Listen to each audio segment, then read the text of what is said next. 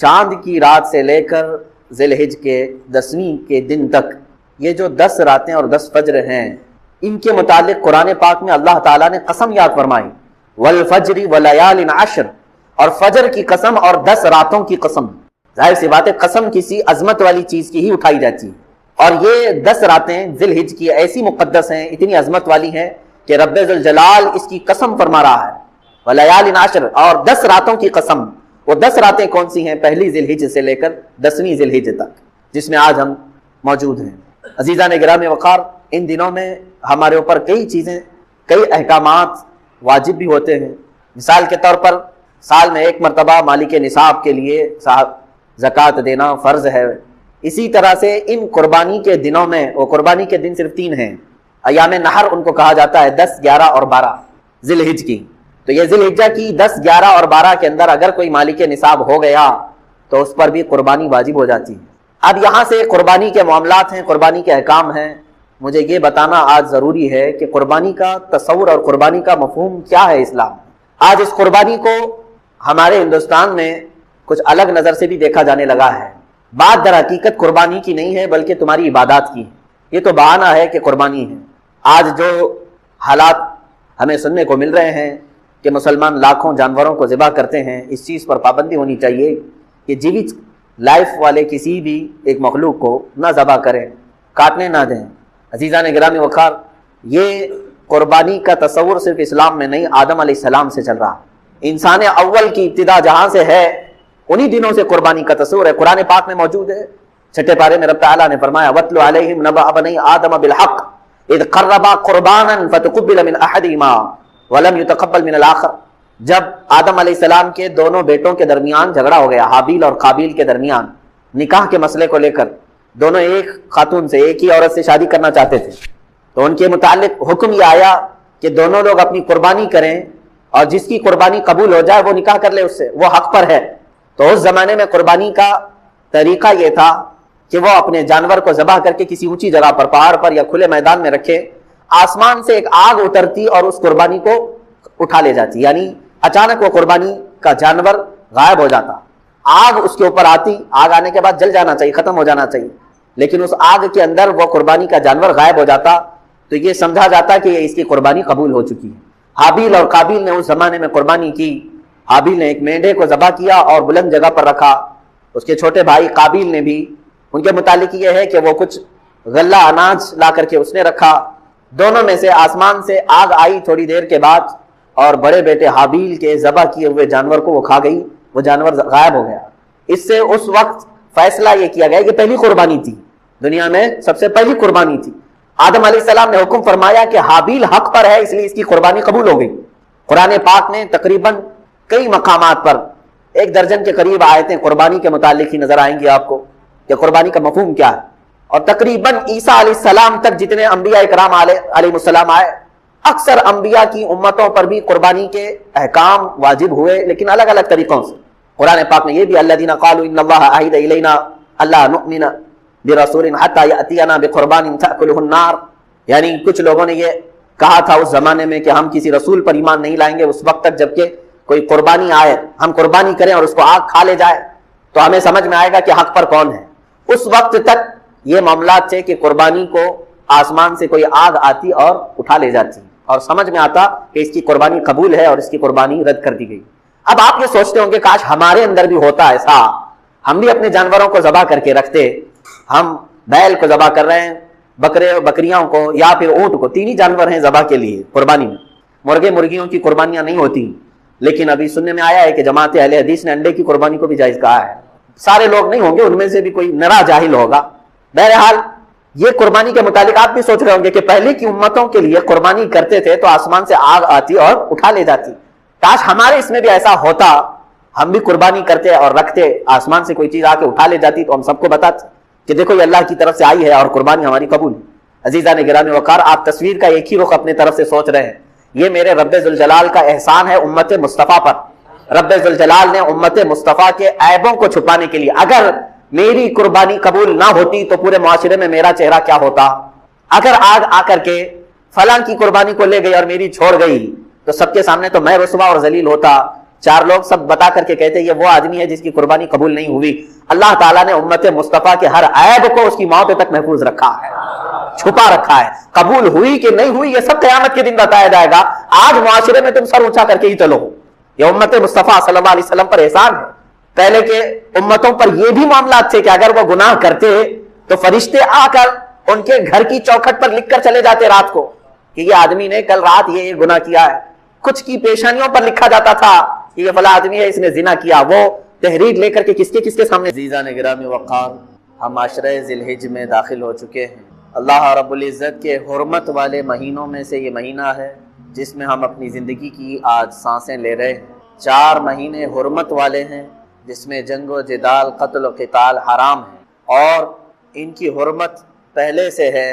وہ 4 مہینوں میں سے یہ مہینہ ذی الحج کا, جس میں آج ہم جمعہ ادا کرنے کی غرض سے پہلے جمعہ میں حاضر ہیں, اور چاند کی رات سے لے کر ذی الحج کے 10ویں کے دن تک یہ جو 10 راتیں اور 10 فجر ہیں, ان کے متعلق قرآن پاک میں اللہ تعالیٰ نے قسم یاد فرمائی, والفجر ولیال عشر, اور فجر کی قسم اور 10 راتوں کی قسم. ظاہر سی بات ہے قسم کسی عظمت والی چیز کی ہی اٹھائی جاتی ہے, اور یہ 10 راتیں ذی الحج کی ایسی مقدس ہیں, اتنی عظمت والی ہیں کہ رب ذوالجلال اس کی قسم فرما رہا ہے. ولیال عشر, اور 10 راتوں کی قسم. وہ 10 راتیں کون سی ہیں؟ پہلی ذی الحج سے لے کر 10ویں ذی الحج تک, جس میں آج ہم موجود ہیں. عزیزان گرامی وقار, ان دنوں میں ہمارے اوپر کئی چیزیں, کئی احکامات واجب بھی ہوتے ہیں. مثال کے طور پر سال میں 1 مرتبہ مالک نصاب کے لیے زکوٰۃ دینا فرض ہے. اسی طرح سے ان قربانی کے دنوں میں, وہ قربانی کے دن صرف 3 ہیں, ایام نحر ان کو کہا جاتا ہے, 10, 11 اور 12 ذی الحج کی. تو یہ ذی الحجہ کی 10, 11 اور 12 کے اندر اگر کوئی مالک نصاب ہو گیا تو اس پر بھی قربانی واجب ہو جاتی ہے. عزیزان گرامی وقار, آج حالات کو سمجھو, اور جتنے شعائر اللہ ہیں میں بار بار کہہ رہا ہوں کہ ان کی حفاظت کرو, ان کی حفاظت کرو, چاہے جیسے بھی حالات ہوں. دوسری قوموں کو بھی ہم نے دیکھا ہے. اب میں قربانی کے متعلق تھوڑی سی یہ تاریخ بتاؤں. دوسرے لوگ اگر یہ سمجھتے ہیں کہ صرف اسلام ہی ہے جو اتنے جانوروں کو قربان کرتا ہے تو یہ ان کی خام خیالی ہے. تھوڑا ہسٹری بھی نکالیں اور پڑھیں, تاریخ کو بھی پڑھیں. یہودیوں میں قربانی ہے, عیسائیوں میں قربانی ہے, موجود ہے. ان کی کتابوں سے میں ثابت کر کے بتاؤں گا, آج بھی ہے. ہندوؤں کے کئی ایسے مقدس ان کے مقامات ہیں جہاں پر قربانی ہوتی ہے. وہ اس کو قربانی کہتے ہیں, بلیدان کہتے ہیں. اور ان کے اپنے اپنے تصورات ہیں کہ ہم اس جانور کو ذبح کریں گے تو پھر ہم جو ہے ایک شکتی حاصل کریں گے. اور ہر قوم کے نزدیک ایک ایک الگ الگ تصور بنا ہوا ہے. لیکن اعتراض کا اور چھیڑ چھاڑ کا اگر کوئی مقام ہے تو صرف اسلام کو بنایا گیا ہے, باقی دوسروں کی قربانیاں نظر نہیں آتی.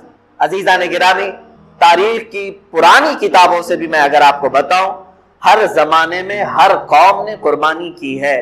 اگر جانور کے ذبح کے متعلق آپ پریشان ہیں تو میں ان شاکاہاری لوگوں سے بھی کہوں گا, تمہیں معلوم نہیں کہ جانور کے اندر صرف جان نہیں ہوتی, پیڑ پودوں کے اندر بھی جان ہوتی. کیا تمہیں نہیں معلوم؟ میل فیمیل ہوتے ہیں درختوں کے اندر. سب کسان بھی جانتے ہیں, کلمی کرتے ہیں, 2 درختوں کو ملاتے ہیں, ایک میل اور فیمیل, تب وہ جلدی سے بڑھتے ہیں اور اچھے پھل دیتے ہیں.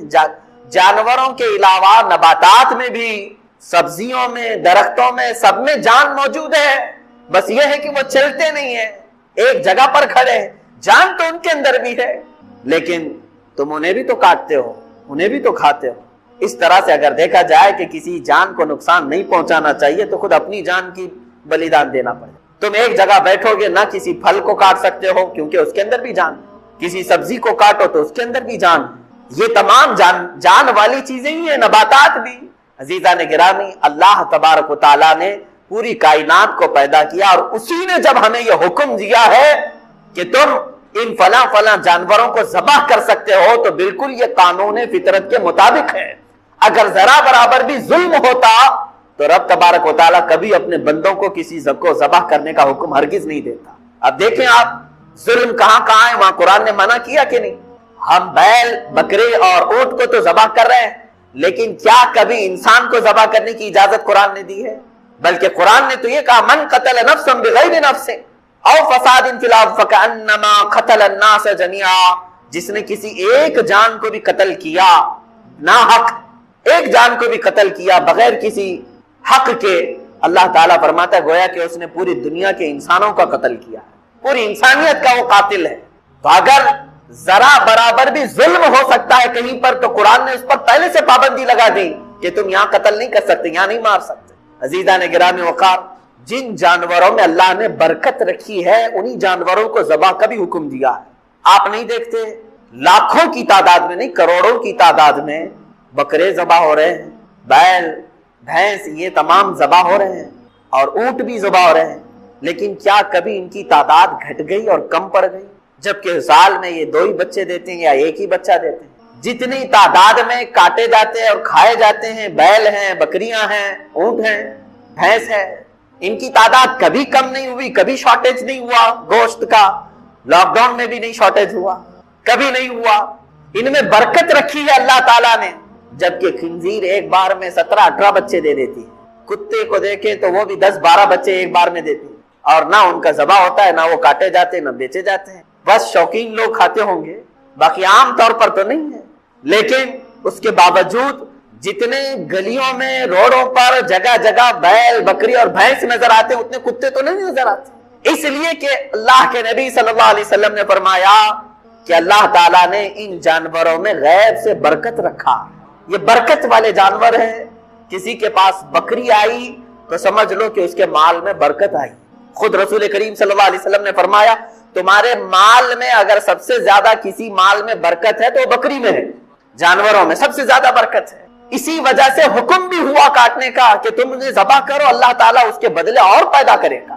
لیکن کیا ہمیں کبھی بلی کاٹ کر کے کھانے کا حکم دیا اللہ تعالیٰ نے؟ بلی بھی ہر 4 مہینے پر 4 بچے دیتی ہے، 5 مہینے 6 مہینے نہیں گزرتے کہ اس کے پاس 4-5 بچے ہوتے ہیں، لیکن کہیں پر بھی بلیوں کو ذبح کرنے کا حکم نہیں دیا گیا۔ دوسرے بہت سارے جانور ہیں، قرآن پاک نے منع کر رکھا ہے کہ ان جانوروں کو تم کاٹ نہیں سکتے، ذبح نہیں کر سکتے، کیونکہ جو پیدا کیا ہے وہی بہتر جانتا ہے کہ تمہارے لیے سوٹیبل کیا ہے، تمہارے لیے مناسب کیا ہے، وہ بہتر جانتا ہے۔ عزیزان گرامی وقار، قربانی کے متعلق بہت ساری باتیں ہیں، اب احادیث کی روشنی میں تھوڑی سی باتیں عرض کر دوں۔ صحابہ اکرام رضوان اللہ تعالی علیہم اجمعین سرکار دو عالم صلی اللہ علیہ وسلم کی بارگاہ میں آئے اور پوچھا ما هذه الاضاحی یا رسول اللہ صلی اللہ علیہ وسلم، اے اللہ کے رسول یہ کیا ہے، یہ قربانیاں کیا ہیں؟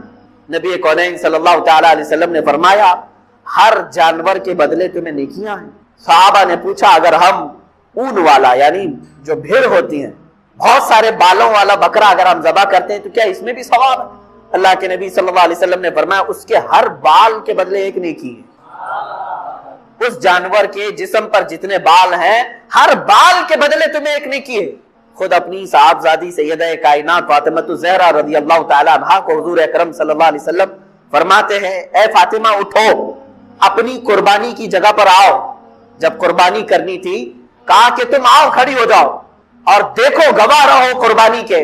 انہوں نے پوچھا کہ کیوں یا رسول اللہ صلی اللہ علیہ وسلم؟ حضور اکرم صلی اللہ علیہ وسلم نے فرمایا قربانی کے جانور کا خون کا قطرہ زمین پر گرنے سے پہلے مولا سابقہ گناہوں کو معاف کرتا ہے، تمہارے گناہ معاف کر دیے جاتے ہیں۔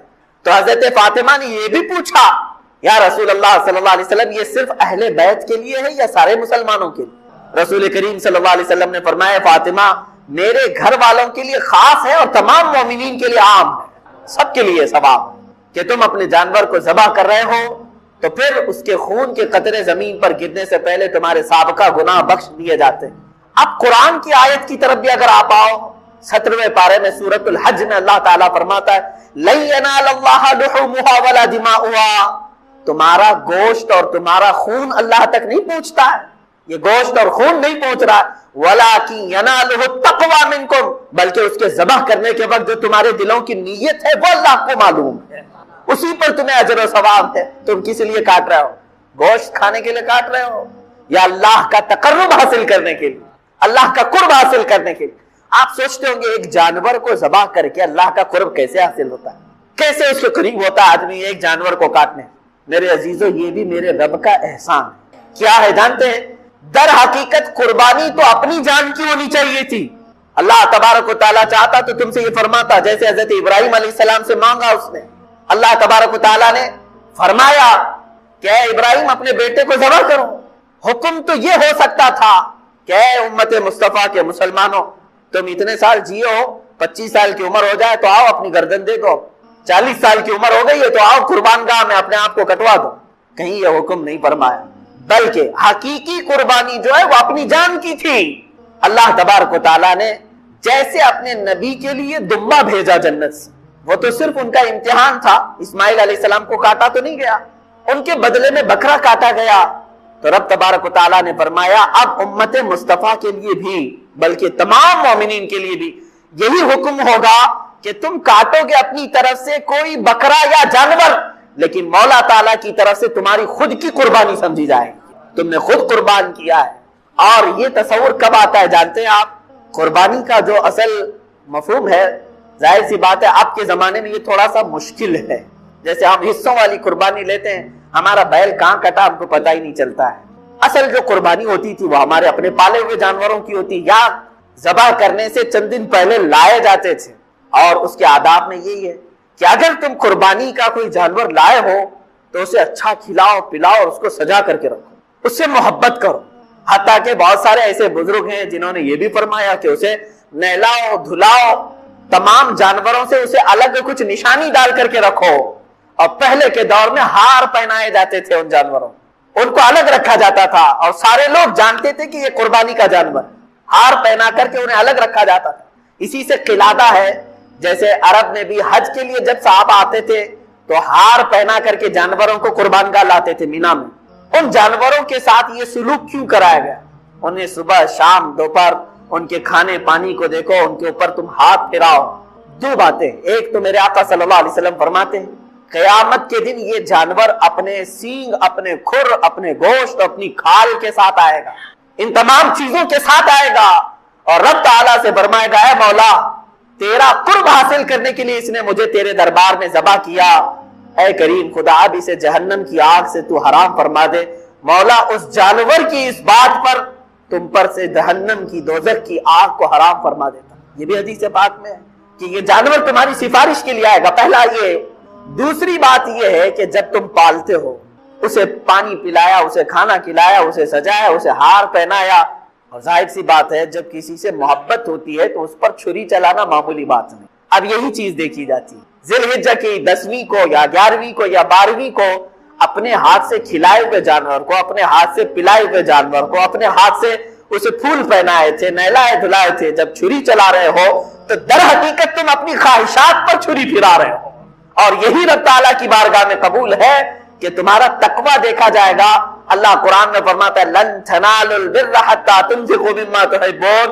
اس وقت تک تم بڑی کامیابی نہیں حاصل کر سکتے جب تک اپنی محبوب چیز کو اللہ کی بارگاہ میں قربان نہیں کرتے, اپنی پسندیدہ چیز کو جب تک قربان نہیں کرتے. اسی لیے جانوروں کے ساتھ انسیت ہونا چاہیے. آج کے حالات میں یہ سب کے اوپر پابندی نہیں کہہ رہا ہوں, لاگو نہیں کر رہا ہوں, میں تو اس کی حکمتیں بتا رہا ہوں. جس کے لیے ممکن ہے وہ کرے, اور جس کے لیے ممکن نہیں ہے ظاہر سی بات ہے وہ دور دراز میں بھی قربانیاں کرتے ہیں, وہ جائز ہے. مثال کے طور پر یہاں بیٹھ کر کے اگر کوئی مکہ مکرمہ میں قربانی کا اپنے کسی وکیل کو بنایا ہے, وہاں اگر اس نے قربانی کیا تو تمہاری قربانی ہو جائے گی.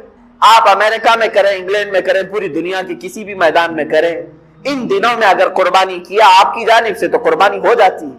لیکن جو حکمتیں ہیں وہ اپنے پالے ہوئے جانور کے ساتھ اس کی زیادہ ہے, کیونکہ اس وقت آپ کی خواہشات کو آپ ذبح کر رہے ہیں.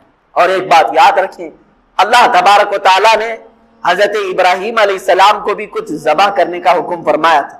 آپ کو معلوم ہوگا 3 پارے کی تفسیر میں یہ موجود ہے کہ آپ نے پوچھا اللہ تعالیٰ سے اے مولا کیا تو موت کے بعد دوبارہ زندہ کرتا ہے؟ رب تعالیٰ نے فرمایا ابراہیم کیا تمہیں یقین نہیں ہے میرے زندہ کرنے پر, میں دوبارہ اٹھاتا ہوں. ابراہیم علیہ السلام نے کہا اے مولا کیوں نہیں یقین ہے؟ یقین ہے بالکل, موت کے بعد تو زندہ ضرور فرماتا ہے, لیکن میں چاہتا ہوں کہ اپنی آنکھوں سے ایک بار دیکھ لوں, اپنی آنکھوں سے دیکھ لوں. یہ قرآن کی آیت ہے وَإِذْ قَالَ إِبْرَاهِيمُ رَبِّ أَرِنِي كَيْفَ تُحْيِي الْمَوْتَى قَالَ أَوَلَمْ تُؤْمِنْ قَالَ بَلَىٰ وَلَٰكِن لِيَطْمَئِنَّ قَلْبِي. مولا اس لیے میں عرض کر رہا ہوں کہ میرے دل کو اطمینان ہو جائے, ایک بار دیکھ. اللہ نے فرمایا ٹھیک ہے, تمہیں دکھایا جائے گا کہ مردوں کو زندہ کیسے کیا جاتا ہے. فخذ اربعۃ من الطیر، تم 4 پرندے لے لو۔ اللہ تعالیٰ نے کیا فرمایا؟ 4 پرندے لے لو، انہیں ذبح کرو اور ذبح کر کے ان کے پورے گوشت کا قیمہ بناؤ۔ 4 الگ الگ قسم کے پرندے ہیں، ان کا گوشت پورا مکس کر کے قیمہ بنایا، اس کے 4 حصے کیے الگ سے، سب مکس تھا، اور حکم ہوا کہ 4 پہاڑوں پر تھوڑا تھوڑا سا گوشت رکھ کر کے آؤ، اور پھر زمین پر آ کر وہ 4 پرندوں کے منہ، ان کے سر اپنے پاس رکھو اور آواز دو ان پرندوں کو۔ ابراہیم علیہ السلام نے ہر پرندے کا نام لے کر کے آواز دی۔ اب ہوا یہ کہ ان کی آنکھوں نے دیکھا وہ گوشت جو قیمہ بن چکا تھا وہ ہوا میں اڑنے لگا، جس پرندے کا جو گوشت تھا وہ اپنے اپنے جسموں میں ملنے لگا، اور بغیر سر کے بغیر منہ کے وہ پرندے فقط اپنے جسم کے ساتھ اڑتے ہوئے آئے، اور ابراہیم علیہ السلام کے پاس جو سر رکھے ہوئے تھے وہ جسموں کے ساتھ جڑ گئے اور پورے پرندے ہو کر اڑ گئے۔ یہ واقعہ کوئی ہماری کہانی نہیں ہے، یہ قرآن کا واقعہ ہے، قرآن کہہ رہا ہے۔ اللہ تعالیٰ نے یہ جو فرمایا، اب اس کے متعلق جو کچھ حکمتیں ہیں، میر عبد الواحد بلگرامی رضی اللہ تعالیٰ عنہ سبع سنابل شریف میں فرماتے ہیں وہ 4 پرندے جو تھے اس میں سے ایک کوا تھا، ایک مرغا تھا، ایک کبوتر تھا اور ایک مور تھا۔ یہ 4 پرندے، ان کے نام یاد رکھنے کے لیے اس لیے میں کہہ رہا ہوں کہ ہر ایک کی اپنی اپنی ایک خصوصیت ہے۔ ابراہیم علیہ السلام نے کیا کیا لیا؟ کوا لیا تھا، مرغا لیا تھا اور کبوتر لیا تھا اور مور لیا تھا۔ یاد رکھیں یہ 4 پرندوں، اور ذبح کیا ہے، ذبح کیا ہے۔ قربانی کی بات ہے اس لیے میں بات عرض کر رہا ہوں۔ 4 پرندوں کو کیوں ذبح کیا آپ نے؟ یہی 4 پرندے کیوں تھے؟ اب اس میں صوفیہ اکرام فرماتے ہیں اس لیے کہ ان 4 پرندوں کی کچھ عادتیں ہیں۔ کوا لالچی بہت ہے، لالچ بہت ہے، جتنی بھی چیزیں ڈالیں پھر سے اس کے اندر لالچ ہوتی ہے۔ مرغے کے اندر شہوت بہت زیادہ ہے، شہوت بہت زیادہ ہے۔ شہوت کہتے ہیں یعنی جنسی سکون حاصل کرنے کے ذریعے ڈھونڈنا، میل فیمیل کے ساتھ تعلق قائم کرنا، مرغے کے اندر شہوت بہت زیادہ ہے۔ تیسرا پرندہ ہے کبوتر، اس کے اندر دوستی کرنے کی عادت بہت زیادہ ہے، جلدی دوستی کر لیتا ہے اور پھر اپنے مالک کے ساتھ ہی رہنے لگ جاتا ہے۔ چوتھا ہے مور، اس کے اندر دکھاوے کی عادت بہت زیادہ ہے، خوبصورت بہت ہے اور اپنی خوبصورتی کو لوگوں میں بہت زیادہ دکھاتا ہے۔ جب لوگ دیکھتے رہتے ہیں نا تو پورا کھول کر ناچتا ہے، پر پورے کھول کر ناچتا ہے ان کے سامنے، یہ مور کی عادت ہے۔ اب سنیے صاحب سبع سنابل شریف یہ فرماتے ہیں کوے کی لالچ، مرغے کی شہوت، کبوتر کی دوستی اور مور کا دکھاوا، یہ ساری خطرناک عادتیں انسان کو تباہی کی طرف لے جا سکتی ہیں۔ لالچ اتنی خطرناک ہے کہ انسان اپنا دین بیچ سکتا ہے۔ آج دین بیچنے والے دکھ بھی رہے ہیں، محض چند سکوں پر، حکومت کے چند ڈالروں پر بڑے بڑے امامے گر گئے، بڑی بڑی خانقاہیں جوتیوں میں آ گئی، معاذ اللہ۔ عزیزان گرامی، یہ لالچ یہ ہے ان کو بہت نیچے کے درجے تک لے آتی ہے۔ دوسرا ہے مرغے کی شہوت، یہ اگر انسان کے اندر ہے تو پھر وہ جانوروں کی طرح حرکتیں کرتا ہے۔ آپ دیکھیں بہت سارے لوگوں کے اندر جو شہوتیں ہیں، یہی شہوت ہے جو انہیں آوارہ گردی پر لے آئی ہے۔ آنکھیں سلامت نہیں ہیں، دن رات گناہ کرنے کی خواہش، یہ شہوت ہی کا تو مادہ ہے۔ ایک نوجوان اگر یہ سمجھتا ہے کہ ایک لڑکی کو حاصل کر لینا ہی میری زندگی کا کل مقصد ہے تو گویا کہ وہ اپنی پوری زندگی کو ہی سمجھ نہیں سکا۔ مولا نے تجھے کس لیے پیدا کیا تھا اور تو کیا بنا رکھا ہے؟ شہوت کتنی دیر کی ہوتی ہے؟ تھوڑے سے چند منٹوں کی ہوتی۔ جب وہ شہوت ختم ہوتی ہے تو پھر اس کا سارا سکون غارت، پھر دوسری مرتبہ وہ کام کرنے کی خواہش جب تک نہیں آتی تب تک ٹھنڈا ہے۔ اسی میں وہ اپنی جسم کو، اپنی روح کو، اپنے ایمان کو تباہ و برباد کرتا ہے، شہوت۔ تیسری چیز دوستی۔ صاحب فتح الباری علامہ ابن حجر عسقلانی رحمۃ اللہ تعالی علیہ نے اپنی کتاب کی شروع میں ہی لکھا ہے، میرے مرشد گرامی حضور تاج الشریعہ رحمۃ اللہ تعالی علیہ مصر جانے کے وقت مجھے سب سے پہلی چیز یہ نصیحت کیے تھے، کہا تھا کہ تم پڑھنے میں ٹھیک ہو، اچھے، وہ ساری چیزیں ہیں، لیکن وہاں جانے کے بعد اگر تمہارے لیے سب سے بڑا کوئی زہر ہے تو وہ دوستی ہے، دوستی سے بچو۔ آپ یہ سمجھتے ہوں گے کہ دوست نہیں بنانا چاہیے، دوست بناؤ، لیکن تمہیں پتہ ہی نہیں ہے کہ دوست ہوتا کون ہے، وہ کسی اور ٹاپک پہ عرض کروں گا۔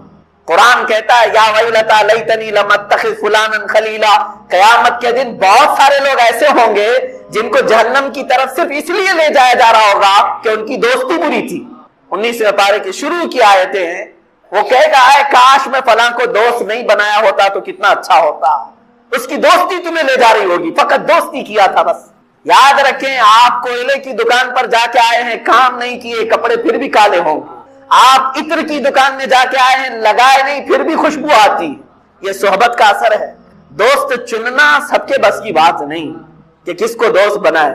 دوست وہ ہے جو تم اللہ کو بھول جاؤ تو وہ یاد دلاتے۔ دوست وہ ہے جو تم جہنم کے راستے پر جا رہے ہو تو پکڑ کے وہ جنت کے راستے پہ لائے۔ ورنہ دوستی کیا ہے؟ کھانے پینے موج مستی کرنے کا نام دوستی تھوڑی نہ ہے۔ وہ تو شیطان ہے جو لگے ہوئے ہیں آس پاس۔ تمہارے مال کی دوستی کرنے والے ہزاروں ہیں، تمہارے مرتبے کی دوستی کرنے والے ہزاروں ہیں۔ سمجھ میں آئے گا اس دن جب تمہارا مال ختم ہو جائے اور تمہارا مرتبہ ختم ہو جائے، تمہاری طاقت۔ ہم نے دیکھا ہے ایسے بھی جوان کو جس کے ارد گرد ہمیشہ 10-15 نوجوان منڈلاتے رہتے تھے، کب آ رہا ہے فلاں، کب آ رہا ہے، اس کے انتظار میں اچانک ایکسیڈنٹ ہو گیا، کوما میں پڑا ہوا رہتا۔ کتنے دن دیکھیں گے؟ ایک دن بہت غم کیا دوستوں نے، ظاہر سی بات ہے ATM ہی چلا گیا ہے جو ان پر خرچ کرتا تھا، وہ بیمار پڑا رہا 1-2 سال نہیں، 3 سال، 4 سال، 5 سال۔ عزیزان گرامی، یہ اتر پردیش کی بات میں بتا رہا ہوں، وہاں پر آج بھی وہ نوجوان اسی طرح سے پڑا ہوا ہے اور کوئی دوست آس پاس نہیں۔ کہاں چلے گئے سب؟ اس لیے کہ دوستی وہ مال کی تھی، دوستی وہ اس کے طاقت کی تھی، دوستی وہ اس کے مقام و مرتبے کی تھی۔ تمہارے روح کے ساتھ اگر کوئی دوستی کیا ہوتا تو وہ تو تمہاری قبر پر بھی بیٹھا ہوتا۔ یہاں تو دفن کرنے کے بعد 5 منٹ کوئی رکنے کو تیار نہیں۔ وہی دوست جن کے لیے ہم اپنے ماں باپ کو چھوڑ کر باہر نکل آتے ہیں، وہ ہمارے کفن پر مٹی ڈال کر چلے نکل پڑے۔ دوستی وہ نہیں ہے میرے عزیزو، دوستی وہ ہے جو صدیق اکبر نے میرے آقا کے ساتھ نبھائی، رسول کریم صلی اللہ تعالی علیہ وسلم کے ساتھ انہوں نے نبھائی، کہ ان کے مشن کو لے کر کے جو آگے بڑھے، ہر درد میں، ہر دکھ میں۔ دوستی وہ ہے جو سیدہ خدیجۃ الکبریٰ رضی اللہ تعالی عنہا نے رسول کریم صلی اللہ علیہ وسلم کے ساتھ نبھائی۔ بہرحال عام دوستی جو ہے یہ خطرناک ہے۔ میں تو نوجوانوں سے کہوں گا، تمہیں اکثر گمراہ کرنے والے دوست ہوتے ہیں، ان سے بچو، ان سے بچو۔ لیکن دنیا یہ چاہتی ہے کہ تمہارے فرینڈ لسٹ جتنی ہے، فرینڈز کی لسٹ کتنی ہے، اتنے تم کو بڑا سمجھا جاتا ہے۔ فیس بک پہ دیکھو، فلاں جگہ پر دیکھو، لوگ دوستوں کی تعداد بڑھانے میں بہت مصروف ہیں۔ میری فرینڈز لسٹ اتنی بڑی ہے، اتنی بڑی ہے، تو یہ معلوم نہیں یہ سب ہلاکت کی طرف لے جا رہے ہیں۔ دوستی یہ خطرناک ہے۔ میں کسی اور موقع پر عرض کروں، اور مور کی جو عادت ہے وہ دکھاوا، خوبصورتی کا دکھاوا، یہ بھی اتنی خطرناک عادت ہے کہ سارے اعمال اس کے ضائع ہو جاتے ہیں۔ اس لیے کہ اللہ کے نبی صلی اللہ علیہ وسلم نے فرمایا، ایک شرک ہے اللہ کے ساتھ دوسرا خدا مان لینا، اس کو کہتے ہیں شرک اکبر، اور ایک ہے شرک خفی۔ اگر کوئی کام تم نے دکھاوے کے لیے کیا تو یہ بھی شرک خفی ہے، گویا کہ تم خود خدا بننے کی کوشش کر رہے ہو۔ معاذ اللہ رب العالمین۔ تکبر اور ریاکاری، دکھاوا، یہ چیزیں بہت ہی خطرناک ہیں۔ اب سمجھ کر کے چلیے، ابراہیم علیہ السلام نے جب وہ 4 پرندوں کو ذبح کیا،